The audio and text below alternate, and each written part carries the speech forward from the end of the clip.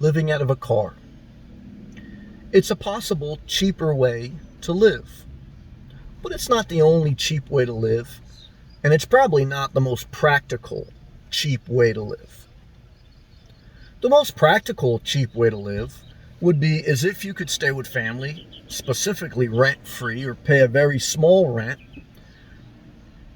That would probably be the cheapest, living at home with your parents or a relative, as long as the situation wasn't toxic. You could use that, it may not be ideal, but as long as it's not toxic. If the relationship with your family is toxic, then no amount of money is worth that. But if you can deal with it to do what you need to do, then that would be, I would say, the first solution to a cheaper way to live, specifically regarding housing, which is one of your biggest costs in life. So if you couldn't do that, your next cheapest way to live would be to live in a shared apartment or a shared house. You rent out a room for probably anywhere between $500 to $800 a month. That'd probably be the average. And that's a relatively cheap way to live to cut your housing expense down. The third cheapest way to live would be an individually rented apartment, but like a small studio apartment, where maybe you can get for under $1,000 and you have your independence, you're not sharing anything, and you're good. The average rent in America is around $1,200 a month. And, so you can't really say that is cheaper. That's the average, $1,200 a month. So, excuse some of the noise because I'm keeping my windows down. I'm by the beach and I'm enjoying my outdoor lifestyle right now. But to get your housing cost cheaper, you would need to be under $1,000. If you were under $800, I would say that's great. I don't think you can get anything under $500 a month unless you were living rent-free with family. Because even living in a car, which I am, it's not cheaper than $800 a month. Not how I move. I would say you're going to need to spend at least $1,200 or so a month, all in. Gas, food, insurances. Again, you could probably do it cheaper depending if you're just going to stay parked and your individual circumstance, right? But that's not mine, but give you some perspective. So if you were to ask me what's the absolute cheapest way you can live with regards to housing cost, I would say living at home with family. Next, the shared apartment or the shared house.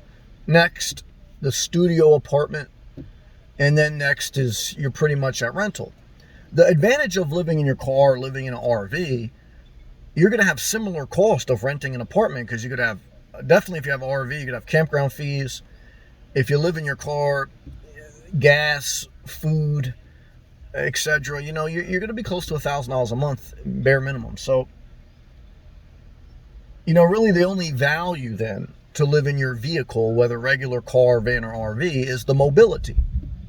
The mobility of living on wheels gives you a lot of flexibility if you haven't figured out where you want to live, if you haven't figured out where you are going to build your life, your career, or if you can work remotely and you want to just stay on wheels and be very flexible. There's nothing wrong with that, especially in today's world where technology allows many people, traveling nurses, project managers, sales, IT people, even construction workers can, somewhat work in RVs.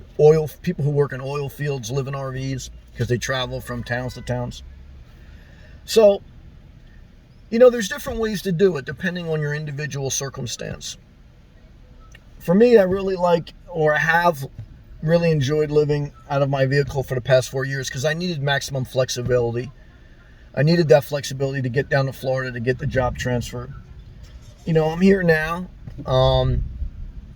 And you hear the noise. I like to be outdoors. There are birds chirping. Of course, there's some thundering in the background a little bit. It's summer and it's hot, but it served its purpose. I don't know how long I'll stay in the vehicle. It served as a somewhat cheaper way, but mainly I needed the flexibility because I didn't want to be anchored to one area.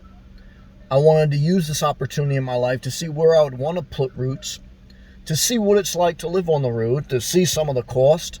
Again, I probably spend close to $2,000 a month all in, all my cost. Again, I think you could probably do it for about half. I think, I don't think realistically you're gonna do any lifestyle under $1,000 a month, other than the shared apartment or living with family. So the cheapest way, to live is with family. That's it. And then again, the shared apartment is an option, but it goes back to, for me, I need my space.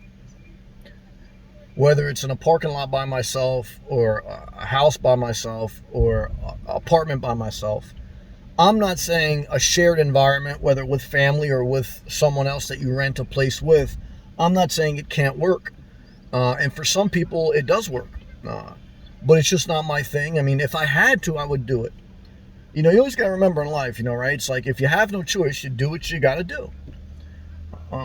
But if you have your health, if you have your well-being, and you can pick up a main job, a side job, that's the reward of working, is that you get your independence.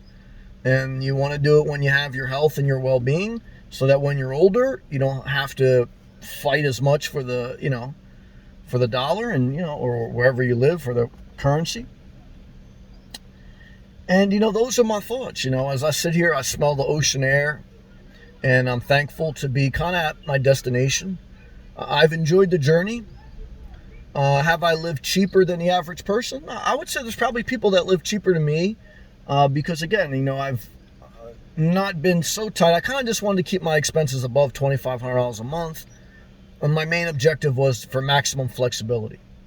So, and this is all in, all costs per month. So, so think about your life. Look at your budget. Do you have a car loan? Do you have college debt? Do you have regular debt? What do you spend per month in food? What do you spend per month in gas? And do you know where you want to live? What's your long-term vision for your life? These are things that guide you. There's no perfect answer in life, and we're all a little bit indecisive at times, but they give you a general direction. For me, my direction was southeast, southeast Florida. And, one of the key things, a lot of people I met that live this lifestyle, one is they're maybe migrating. They're coming from one area to another, so they need maximum flexibility. They're in a transitional period in their life. They're going through a divorce, maybe. They're seniors. They're looking for a little bit of exploration. They think maybe they can live cheaper. But I think long-term, the seniors need some stability more than a vehicle. But again, to each their own. Everyone will figure that out. But, those are some thoughts that I was reflecting on, that I wanted to share with you. Because I know a lot of people are looking for that cheaper way to live. But there are options that I mentioned. You always need money, even in retirement. So as long as you can make your money, do some side hustles, and figure out what you enjoy to do on the side, whether it would be a YouTube DoorDash, whether it be cleaning houses, whether it be painting, doing construction. Some people enjoy some of these things. And, like everything, it's all about showing up. It's all about being consistent. It's all about managing your budget.